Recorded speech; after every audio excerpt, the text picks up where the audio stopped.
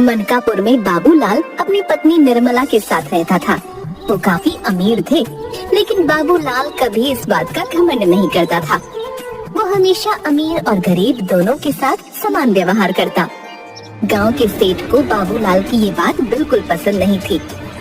कभी झूठ ना बुलवाए भगवान। बाबूलाल, तुम्हें नहीं लगता कि तुम्हें अपने और इन गरीब नौकरों में फर्क समझना चाहिए?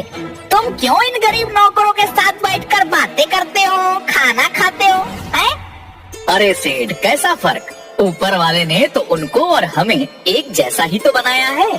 कभी झूठ ना बुलवाए भगवान। तुम्हारी यही बातें इन गरीबों को सिर पर चढ़ाती हैं। ये तो सब अपनी अपनी सोच है। गांव का धोबी अपनी बहन की शादी का निमंत्रण देने निकलता है और चौपाल पर उसे गांव के मुखिया सेठ और बाबूलाल बातें करते मिल जाते हैं। अच्छा हुआ आप सब यहीं पर मिल गए हैं। मैं आप सबके पास ही बहन की शादी का निमंत्रण देने आ रहा था। बधाई हो भाई, तुमने आखिर पिता की इच्छा पूरी ही कर ली। यह सब तो आप सबके आशीर्वाद का फल है। यह लीजिए मुखिया जी, आपका निमंत्रण। आप सब परिवार आइएगा, हम गरीबों का घर पवित्र हो जाएगा। जरूर आऊंगा और सब परिवार आऊंगा। सेठ जी, आपका निमंत्रण आप सेठानी जी को साथ जरूर लाइएगा, हम धन्य हो जाएंगे। कभी झूठ ना बुलवाए भगवान, अपनी औकात देखकर बात किया कर। मैं इतना बड़ा सेठ और तुझ जैसे गरीब धोबी के घर आऊंगा? नहीं नहीं सेठ जी, आप नाराज मत होइए। मैंने आप सबके बैठने और खाने के लिए अलग इंतजाम किया है। कभी झूठ ना बुलवाए भगवान। ये ले, मेरी तरफ से रख, अपनी बहन को दे देना, क्योंकि पूरा गांव जानता है कि मैं गरीब के घर खाना तो दूर पानी भी नहीं पीता। धोबी बड़ा उदास हो जाता है। तभी बाबूलाल बोलता है, अरे मंगलू भाई, आप मुझे निमंत्रण देना तो भूल ही गए। क्या मेरा निमंत्रण घर पर छोड़ दिया है? नहीं नहीं बाबूलाल भैया, कैसी बात कर रहे हैं? ये लीजिए आपका निमंत्रण। पहले तो तुम्हें बहुत बहुत बधाई हो, और मैं अपने साथ तुम्हारी भाभी को भी जरूर लाऊंगा। हम दोनों शादी में जरूर आएंगे और खाना भी खाएंगे। बाबूलाल की बात सुनकर सेठ नाराज हो जाता है। बाबूलाल अपनी पत्नी के साथ मंगलू धोबी के घर शादी में जाता है और सबके साथ जमीन पर बैठकर खाना खाता है। इस बात की तारीफ गांव में हर तरफ होने लगती है। ये बाबूलाल अपने आप को समझता क्या है? मेरे सामने अपने आप को ज्यादा दयावान दिखाना चाहता है। इसको तो सबक सिखाना ही होगा। सेठ के यहाँ काम करने वाले 4 मजदूर सेठ के सामने अक्सर बाबूलाल की तारीफ करते। एक बार 5 दोस्तों में शर्त लगती है कि जो जीतेगा उस शहर के बड़े होटल में सबको खाना खिलाएगा।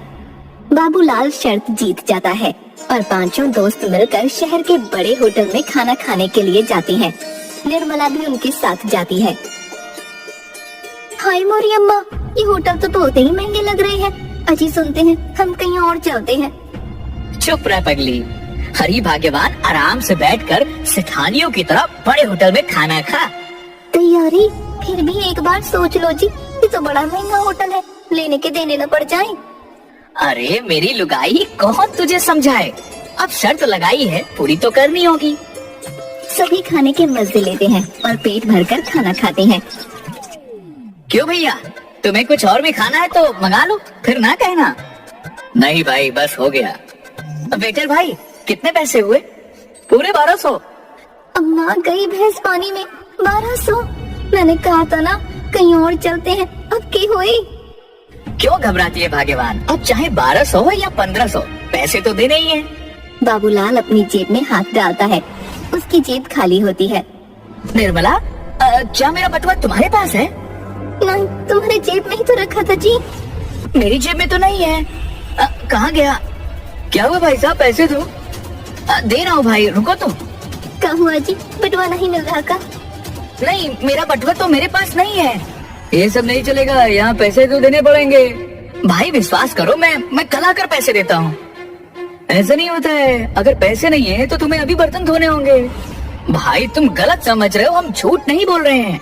सच में हमारा बटुआ कहीं खो गया है या घर पर ही छूट गया है। मैं कल आकर पैसे दे दूंगा। तुम सराफत से पैसे देते हो कि मैं सेठ को बुलाऊं? भाई मेरे पास पैसे नहीं है। तभी वहाँ गांव का सेठ आ जाता है। कभी झूठ ना बुलवाए भगवान। अरे बाबूलाल, क्या बात हो गई भाई? सेठ जी हमें बचा लीजिए, हमें बर्तन नहीं धोने। ये बाबूलाल हमें यहाँ खाना खिलाने लाया था और अब इसके पास देने के लिए पैसे नहीं है और होटल वाले हम सबको बर्तन धुलने के लिए बोल रहे हैं। कभी झूठ ना बुलवाए भगवान। डरो नहीं तुम लोग, मैं हूँ ना। मैं सच कह रहा हूँ, मैंने बटुआ रखा था। हाँ, मैं खुद बटुआ में पैसे डालकर उनके हाथों में दी थी। कभी झूठ ना बुलवाए भगवान। कोई बात नहीं बाबूलाल, पैसे मैं भर देता हूँ। ठीक है, आप उनके पैसे भर दीजिए, मैं कल आपको पैसे लौटा दूंगा। कभी झूठ ना बुलवाए भगवान। भाई देखो, तुम्हारा तो पता नहीं, लेकिन मैं एक सेठ आदमी हूँ, बिना लिखा पढ़े कुछ नहीं करता। मैं पैसे तो भर दूंगा, लेकिन तुम्हें और तुम्हारी पत्नी दोनों को इस कागज पर साइन करके देना होगा। हाँ सेठ, इसमें क्या बात है? बिना कुछ सोचे समझे बाबूलाल और निर्मला दोनों सेठ के दिए कोरे कागज पर साइन कर देते हैं। सेठ उनका बिल चुका देता है। दूसरे दिन बाबूलाल के घर पर सेठ पुलिस लेकर आ जाता है। तुम्हारा नाम बाबूलाल है? जी साहब, मेरा ही नाम बाबूलाल है। कही क्या बात है? तुम्हें शर्म नहीं आती है एक भले आदमी को परेशान करते हुए? मैंने किसे परेशान किया साहब? ये सेठ को।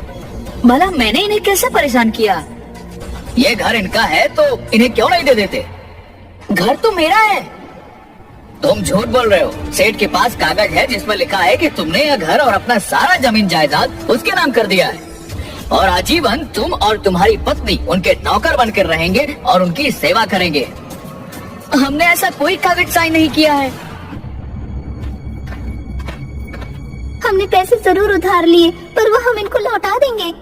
कभी झूठ ना बुलवाए भगवान। ये दोनों एक नंबर के झूठे हैं। आपके पास तो कागजात है, आप खुद देख लीजिए। सेठ बिल्कुल सही कह रहा है। तुम दोनों ने इस कागज पर साइन किया या नहीं? हाँ, मैं और मेरी पत्नी निर्मला, हम दोनों ने कागज पर साइन किया है। तो फिर इस कागज के अनुसार ये घर और जमीन जायदाद इन सेठ का है और तुम्हें उनकी सेवा करने के लिए आजीवन उनके घर पर रहना होगा। ठीक है साहब, अगर आप कहते हैं तो हम आपकी बात मान लेते हैं, लेकिन इनको कागज पर लिख कर देना होगा कि हमें इनकी क्या सेवा करनी है। ठीक है सेठ, तुम दो कागज पर लिखो कि इसे और इसकी पत्नी को तुम्हारे घर में क्या क्या सेवा करनी है। एक कागज तुम्हारे पास होगा और दूसरा कागज इनके पास होगा। बाबूलाल और निर्मला दोनों सेठ के घर चले जाते हैं। कभी झूठ ना बुलवाए भगवान। बाबूलाल, तुम्हें जानवरों को खिलाना, खाना, उनको नहलाना, खेतों का काम करना, बाजार से सामान लाना, मेरे पैर दबाना, ये सारे काम करने होंगे। ठीक है। निर्मला की बच्ची, तुझे रसोई का खाना बनाना, बर्तन धोना, कपड़े धोना, घर की साफ सफाई करना और मेरे पैर दबाने हैं। ये सारे काम करने होंगे। घर में आने जाने वालों का ध्यान रखना। जी सेठानी जी, आप जैसा कहें। सेठ और सेठानी बाबूलाल और निर्मला को बहुत परेशान करते हैं। दिन रात उनसे काम करवाते रहते हैं। सेठ जी, अब तो हमारे घर में नौकर आ गए हैं। तुम एक काम करो, माँ जी को भी बड़े भाई के घर से वापस ले आओ। कभी झूठ ना बुलवाए भगवान। तुझे क्या जरूरत है उन्हें बुलाने की? उनका काम और बढ़ जाएगा। तुम तो पागल हो। अगर माँ आखिर समय में हमारे पास रहेगी तो उनके जेवर तो वो हमें ही देके जाएगी ना। कभी झूठ ना बुलवाए भगवान। तो तूने पहले क्यों बड़े भाई के घर भेजा? क्योंकि तुम्हारी माँ के नखरे ही बहुत हैं। कभी झूठ ना बुलवाए भगवान। तो अब क्या नखरे खत्म हो गए? नहीं, अब वो नखरे उठाने घर में नौकर जो आ गए हैं। सेठानी सारा दिन निर्मला को इधर से उधर भगाती रहती और सेठ बाबूलाल को। एक दिन बाबूलाल और निर्मला तय करते हैं कि आज तो उन्हें कुछ करना ही होगा। बहुत हो गया। बाबूलाल सेठ के सारे जानवर बांट देता है। सेवा ले लो, सेवा। सेठ ने अपने सारे जानवर, घर सबको सेवा के लिए लगा दिया है। कैसी सेवा? अरे भाई, फ्री की सेवा। जिसे चाहिए वह जानवर ले जाओ और कोई पैसे नहीं देने हैं। जो जानवर चाहे वह ले जाओ। गांव वाले बड़े खुश होते हैं और एक एक करके सेठ के सारे जानवर ले जाते हैं। निर्मला सबके लिए शरबत बनाती है और उसमें जमाल गोटा मिला देती है। सेठ, सेठानी, सेठ की माँ सबको वो शरबत पिलाती है और सब बड़े मजे से स्वाद लेकर शरबत पीते हैं। कभी झूठ ना बुलवाए भगवान। क्या शरबत बनाया है निर्मला ने? और दो। हाँ, और दो सेठ जी को और मुझे भी। थोड़ी देर बाद एक एक करके सबके पेट में गुड़गुड़ होने लगती है। कभी झूठ ना बुलवाए भगवान, मेरे पेट में गुड़गुड़ हो रही है, लगता है मुझे बाथरूम जाना होगा।